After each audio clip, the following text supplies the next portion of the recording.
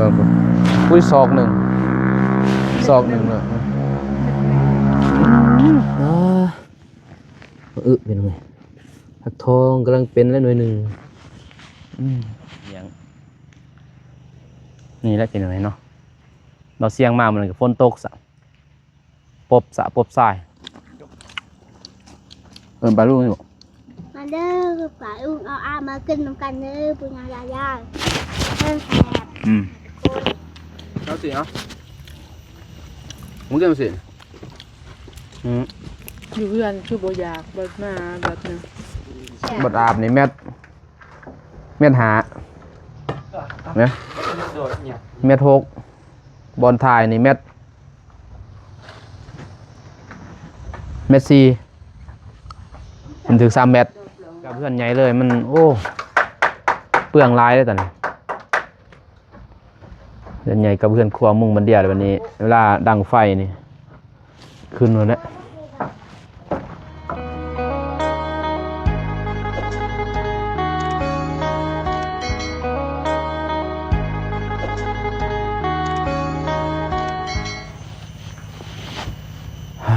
โธ่เป็นยังไงเนาะเปิดภาพมาวันนี้ก็โอ้ประธานอาบน้ำมานงกันเลยมีแต่สวยหน้าสวยตาแล้วก็มาเลยเพราะว่ามาเบิ่งนี่แหละพี่น้องเนาะเฮือนซ่านบ้านซองพอ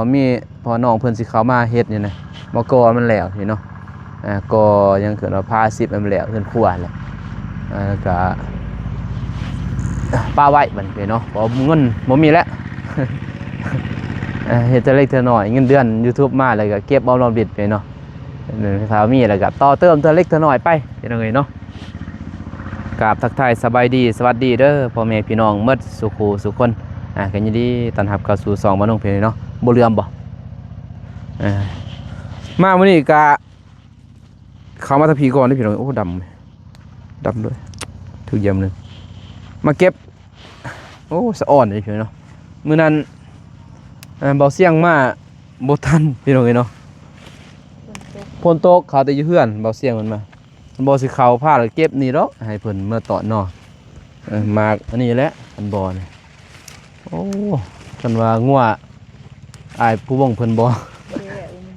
แบะบ่เข้าอายผู้วงเพิ่นได้พี่น้องเพราะว่าเบานุ่งบ่ได้อัดอันน่ะลืมอัดความยาวอุ้ยศอกหนึ่งเนอะ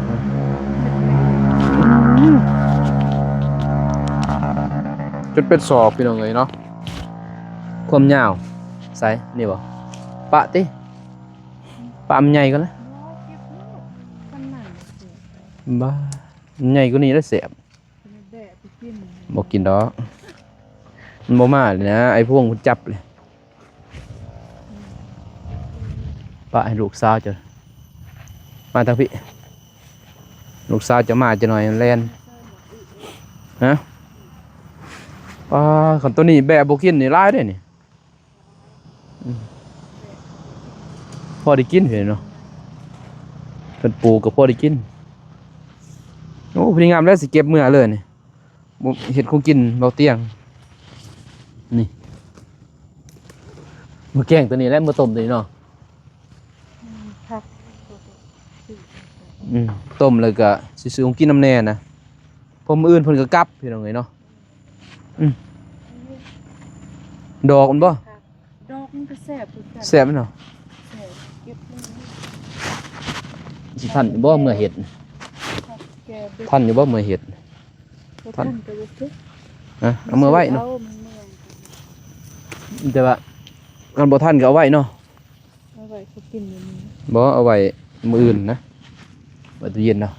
มื้ออื่นเรากินแล้วก็ไปงานเขาเดียดเลย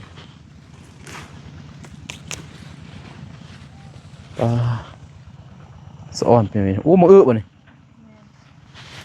มาเป็นไงผักทองกำลังเป็นแล้วหน่วยหนึ่งกำลังหน่วยหนึ่งเป็นไงมันจะโคกเนาะ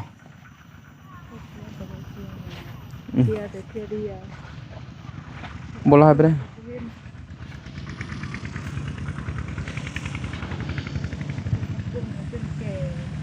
หึ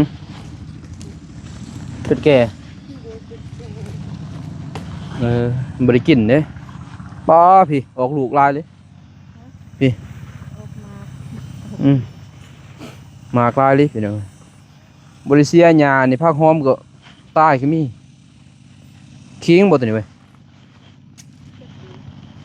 คิงเลย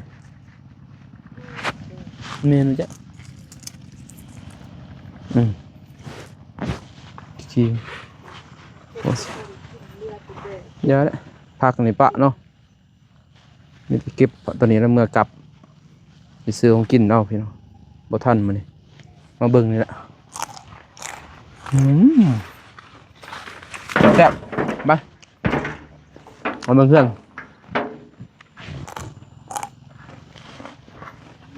ดีแกงเป็นดิน แกงแล้ว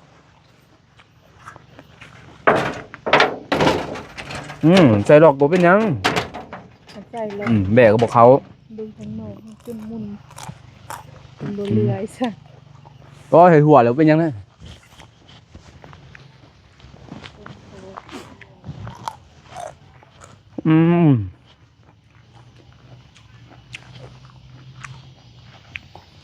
ตอนใบเหมือนเนาะนี่สิเจาะของน้ำมา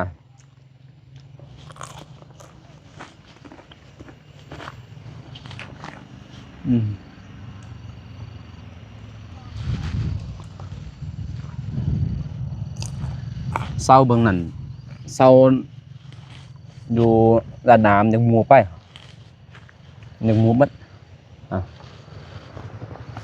มูสื่อจะดิงูมันเนอะมูไปคนมัดมันเป็นน้ำดินป่ะแม่แน่นอนมันคอยสื่อไหมเนาะเอากับว่ามูบแล้วสิหอดอยู่บ่ยำเลย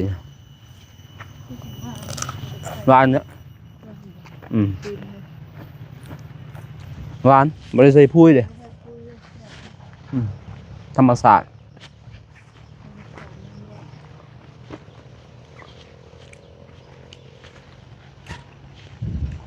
เรือเลยเนาะ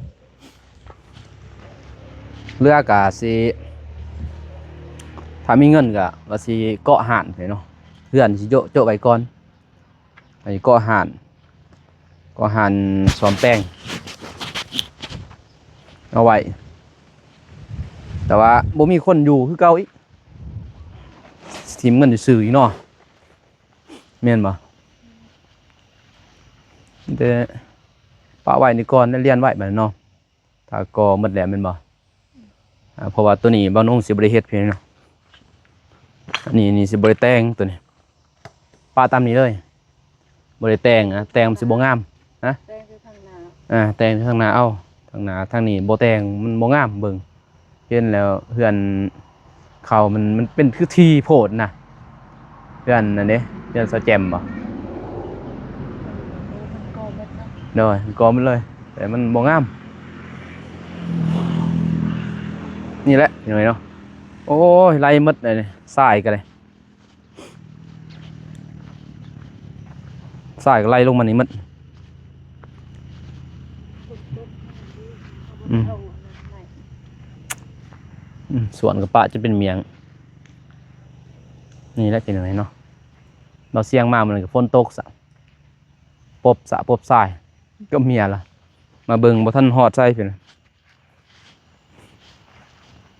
บัดขึ้นรถแล้วก็พ่นเศร้าอีกเด้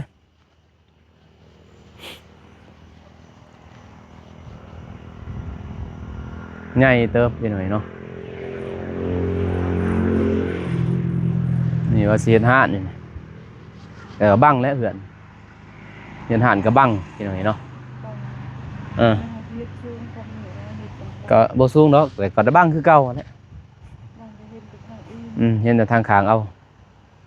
บ่มีแล้ว นี่เลยไปพุ่นเฉพาะเบื้องนั้นทางเขานะเสียดเบื้องนั้นก็ เขาเล เสียทางเขาแต่ สิตันมันบ่เป็นอีกเลยมีทางเขา สิเปิดทางนี้เอี่ยวโค้งไปยากนี่เนาะก็บ่ฮู้อนาคตป้ารถตอกๆบ่อยู่นี่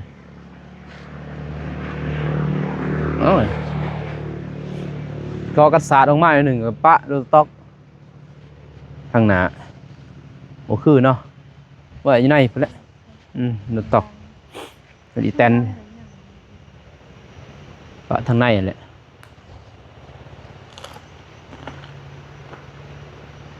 เฮ้ยก็บอกใกล้แล้วนี่บริจุเลยอย่างนี่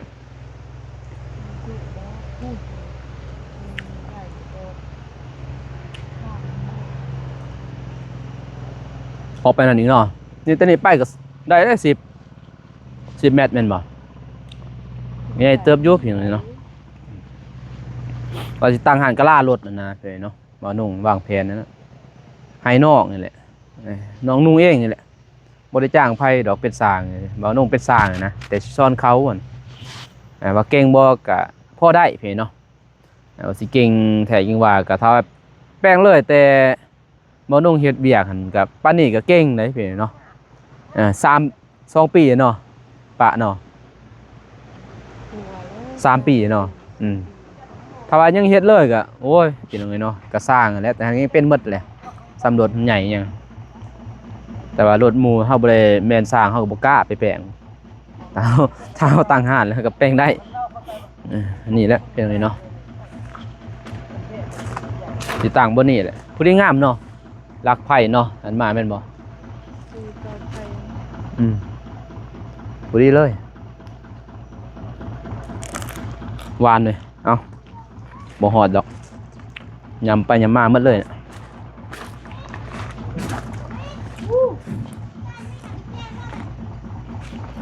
เป็นยัง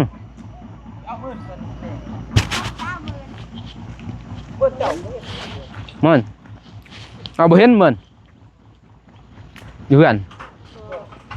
บ่เห็นเอาไปใส่อยู่เพื่อนอยู่พูดหน่อยนะเพิ่นนะเมื่อมื้อนั้นเฮาบ่เห็นแล้วจะไผเอาอ้าวโตยหน่อยเจ๊เอาลงเต้หน่อยพี่น้องเอ้ยเจ๊คนบางใหญ่สบายดีไหมสบายดีเด้อพ่อแม่พี่น้องเมื่อสู่ทุกคนทางเราพักทายตาบ่เสียแล้วก็สวัสดีสบายดีเด้อขอร้านตักกินกับเด้อเอิ้นเอาเลยเอา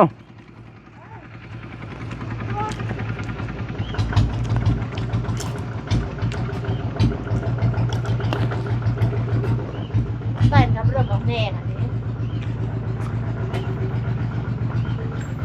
ลืมไปเรื่องมาติบเขาอย่างเอาติบเขากินข้าวก่อนพี่น้องบ่ต้องกินข้าวแล้วกินยากลืมมาติบเขากินข้าวก่อนพี่น้องเว้ยหิวข้าวถ่ายเลยป่ะโอ้ถ่ายยาวเลย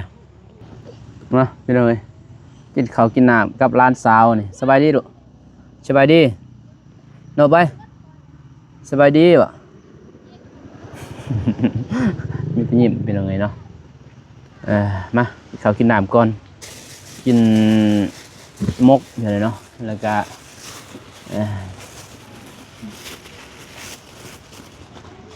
กินหน่อยจังหวะกันโอ้ยานดีเนาะไฟตอนนั้นยานจุสายไฟสบายดีเด้อกินทานกินข้าวสบายดีป่ะสบายดีไอ้ปลาลุงเอ้ยสบายดีปลาลุงกินข้าวเด้อเนาะมกหน่อไม้ทุกคนกินมกหน่อไม้ซื้อมกหน่อไม้เอาสองเหลืออยู่ขึ้นมกใส่เนาะครับเขามาลูกบ้านหลังคุณเด้แซ่บอยู่หนองบ่ไหนพอไปซื้อบ่เตียงมักแม่ยูสวัสดิ์เขามีมะอึแล้วกันมาถั่วนะครบเนื้อปูเราจะบกกวางเต็มเนื้อของปูเชื่อนเอาหนึ่งสิเพิ่นค่างอแล้วเพิ่นเอามาเฮ็ดกับกระเทิงจำเราจะเอาผักขะมาปลูกแรกเลยผักขะมันปลูกไว้ระยะนี้ นี่เขาค่ะ ของเขา มันใส่ ไปล้างมือก่อนสิลูก ล้างแล้ว เด็กเพื่อนยังไม่ทันล้างดินใส่ นี่เดี๋ยวลูก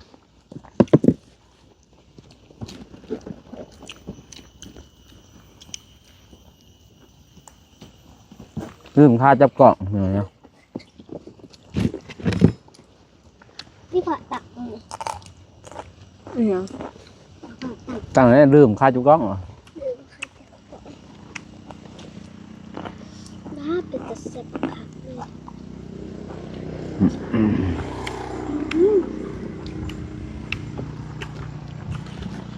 นกน้ำมัน รองเท้า โอ้มันจิ้นนะอุ่นนกมาใหม่โอ้ผมอยากร้านเช้าอยากกินข้าวเพิ่ง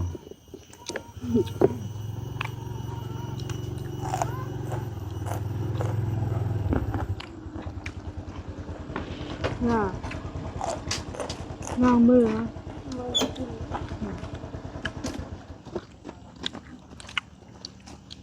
ปลาลูกนี่บอก มาเด้อปลาอุ้งเอาอามากินน้ำกันเด้อปุญญายายาเพิ่มแสบ ดังขอสู่ข้าวไปกินข้าวดังใส่ไม้เลยนะ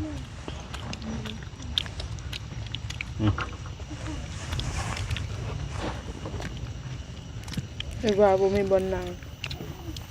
สิเอาเตียงคนแล้วจะนั่งโจมมาไปพอลูกนั่นน่ะ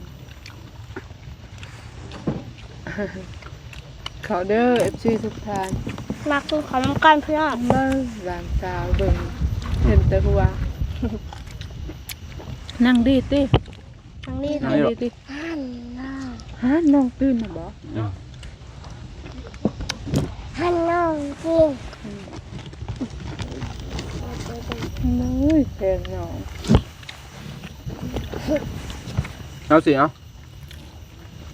มึงเกี่ยวสิ อยู่เพื่อนคือบ่อยากเบิดมาแบบนึงคือเขาแซ่บ เปลี่ยนบรรยากาศเนี่ย เพื่อตัวอุ้ยแซ่บแห้งเว้ยแซ่บแห้งเนาะ เปลี่ยนบรรยากาศเคยไปเนาะกินข้าวก่อนเป็นไงนะกินข้าวแล้วเลย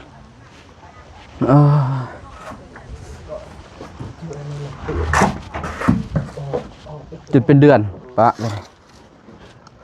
โอ้มาลายเทะมาหล่นบ่หล่นบ่จักมันลายโผล่จะเพิ่มเป็นบ่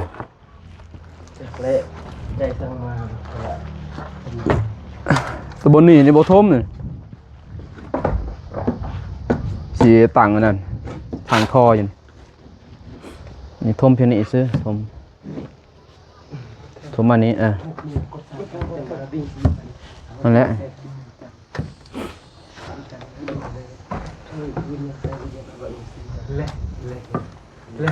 ก็ซ้ำนี่แหล้วก่อน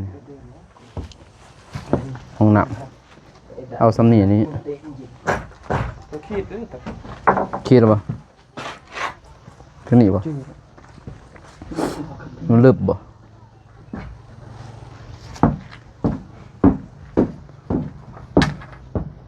เอาซ้ำนี่แล้วนี่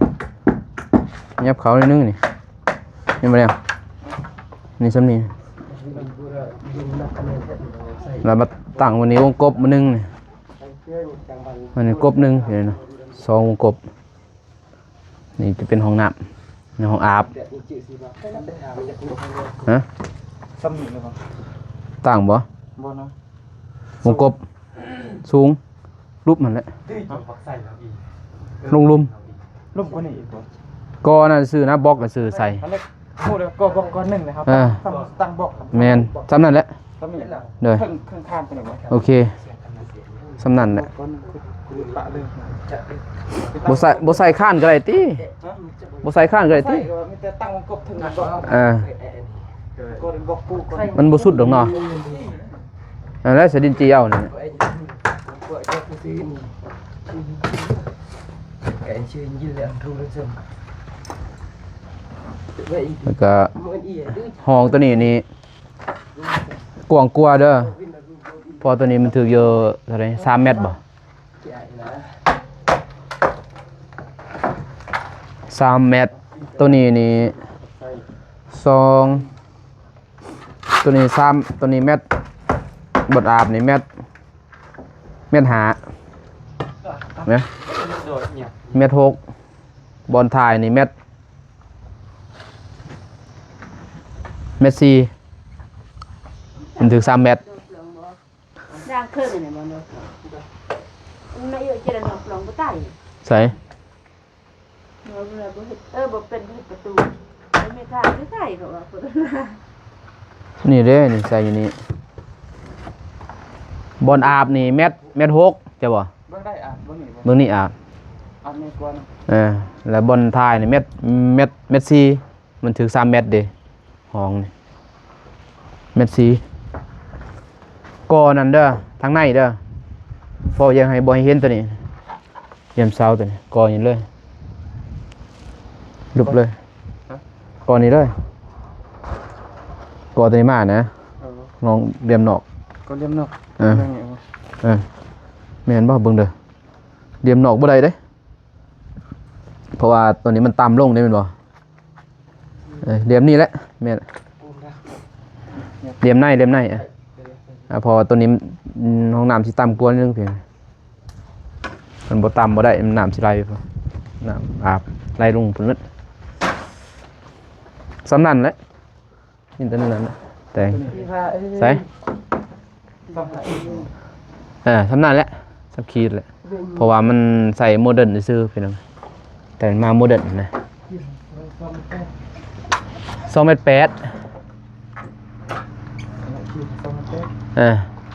2 เมตร 8แล้วเทพี่3 เมตรมันบ่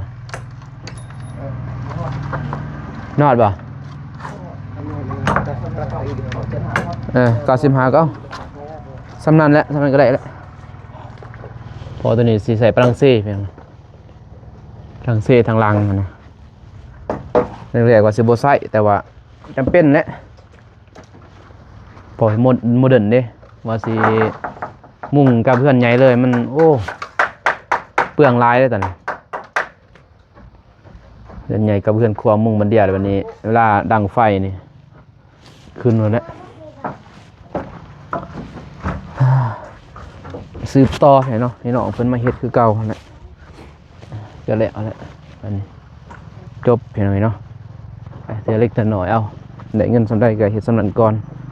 ออมรอมริดนั่นแหละเดือน YouTube ออกกะแบ่งไม่เทื่อนแน่แล้วก็แบ่งตอนนี้บ่ได้แบ่งให้ไผเพิ่นเนาะมีแต่ว่าน้องนี่มีแหละมาใส่เฮือนนี่แหละเพิ่นเนาะพอบ่ได้ให้พ่อกับแม่บ่ทันได้ให้เพิ่นเนาะเดือนนี้ก็บ่ได้ให้2 เดือนแล้วบ่ได้พ่อแม่ว่าน้องก็ได้กันให้นี่ก็บ่ได้เพิ่นเนาะบ่ได้เฮ็ดเฮือนก็บ่ได้ให้เพิ่นเนาะไปเพิ่นเอาไว้เนาะมาน้องก็สิเดินทางกลับก่อนเพราะว่าเบาเตียงมากินข้าวกินน้ำเฮือนน่ะมาเบิ่งเฮือนเพิ่นกำลังเฮ็ดนั่นแหละถ้าสิเทฝรั่งเศสก็โอ้ใส่งบหลายเพิ่นเนาะซื้อใหม่ก็หมดไปประมาณ12 ล้านนี่แหละใหม่ก็มาน้องก็หยุดก่อนไม่แปนนี่แหละสิปูฝรั่งเศสหมด12 ล้านเพิ่นเนาะมาน้องไหลก็เลยโอ้เสียทีมซื้อนะใหม่แปนนี่ก็ได้ซื้อมาก็เพียงแต่เทแล้วก็ปะเลยนะทีมไปเนาะเพื่อนนี่เปลืองขนาดเพิ่นเนาะโอเคเพิ่นเนาะคลิปนี้มันก็สิจบคลิปเพิ่นก่อนพร้อมเพิ่นเนาะก็ขอบใจขอบคุณทางผู้ใหญ่ใจบุญทุกท่านที่เข้ามาติดตามรับชมเนาะและให้กำลังใจว่านุ่งตลอดมาก็ขอให้ FC และผู้ใหญ่ใจบุญทุกท่านเนาะอยู่ดีมีแรงเมื่อสู่ขู่สู่คนเด้อพี่น้องเด้อพบกันใหม่คลิปหน้าคลิปนี้ขอกล่าวคำว่าสบายดีพี่น้องเนาะมาเบิ่งเฮือนเบิ่งซ่านไปบ๊ายบาย